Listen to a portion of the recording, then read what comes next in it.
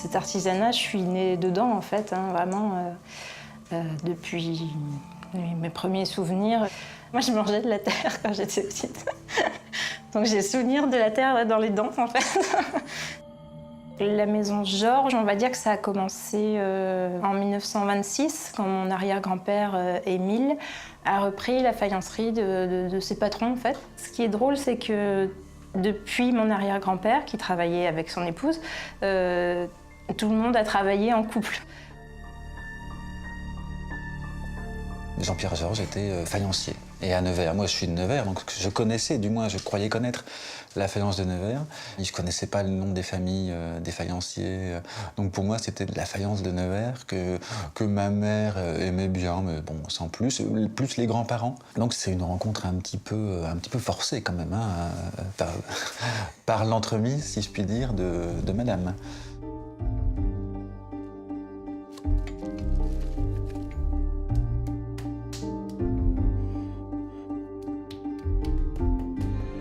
Mes parents donc, partaient à la retraite en fait, et moi je suis fille unique et donc la faïencerie allait fermer. Puis avec Jean-François on avait envie aussi un peu de changer de vie quoi. Enfin voilà, de faire autre chose peut-être, mais sans vraiment être au bout du rouleau à se dire il faut absolument qu'on change de vie. C'était une idée comme ça. On s'est dit bah tiens, pourquoi on tenterait pas de reprendre l'affaire et puis par contre vraiment de faire quelque chose qui nous plaît, enfin de le faire évoluer dans le sens où nous on l'entendait.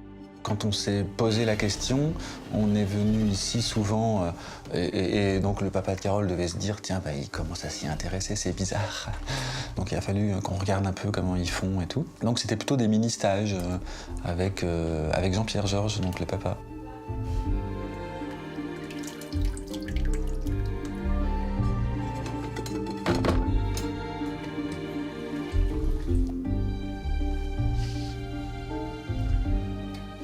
On a chacun notre rôle, on va dire. Jean-François est plus à la terre, à l'émaillage, au four et tout ça.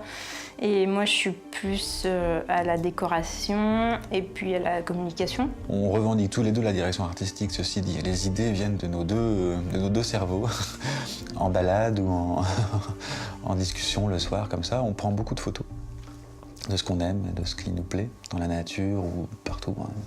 Pour nous, la faïence de Nevers, historiquement, c'est une faïence qui a toujours été inspirée de l'époque et très très créative. Donc on voulait vraiment continuer et donc on crée avec ce qui nous entoure, donc avec notre temps, avec ce qui nous plaît, avec notre quotidien aussi.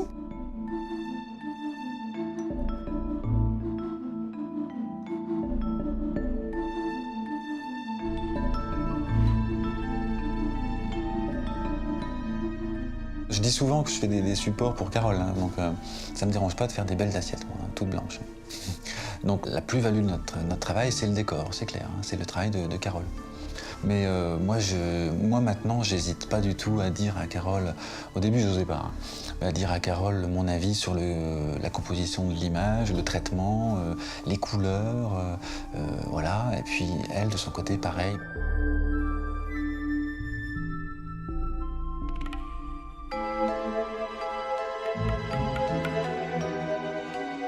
L'art à deux, c'est mieux, je trouve. Ouais.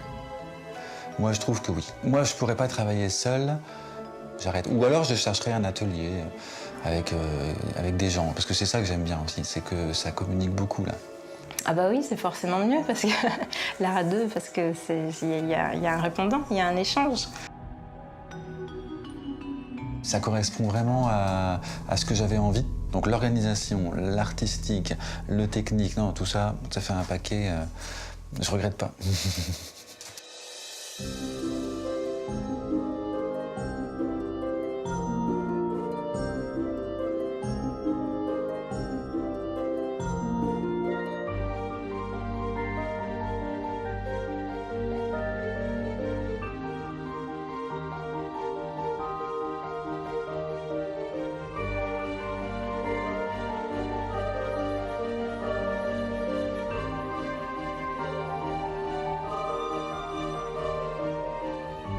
Je pense que la petite lueur qui nous guide maintenant, c'est vraiment qu'il y a un concept derrière la pièce.